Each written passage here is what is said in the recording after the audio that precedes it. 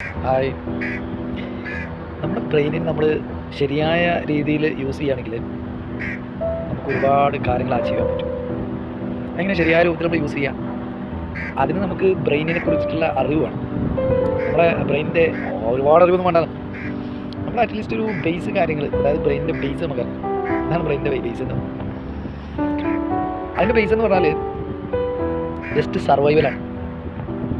Survival means അതിജീവിക്കുക.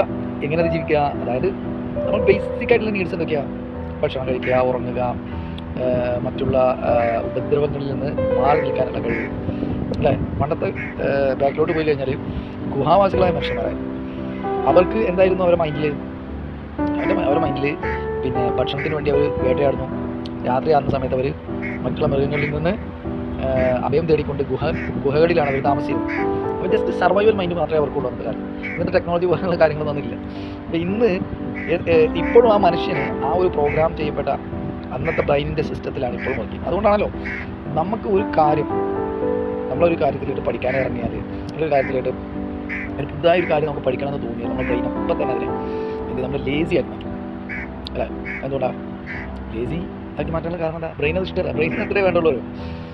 കുറച്ച് കാര്യങ്ങൾ കൂടുതൽ എനർജി സേവ് ചെയ്യുന്ന തരത്തിലുള്ള ഒരു സംഭവമാണ് ബ്രെയിനിൻ്റെ സിസ്റ്റം. അപ്പോൾ ആ എനർജി സേവ് ചെയ്യാൻ വേണ്ടി ബ്രെയിന് കൂടുതൽ എഫേർട്ട് എടുക്കാൻ മതി. അപ്പോൾ അതിനെ നമുക്ക് കീഴ്പ്പെടുത്താൻ പറ്റിയാൽ, അങ്ങനെയാണ് ഈ ആളുകളൊക്കെ എന്ത് ചെയ്യുന്നത്?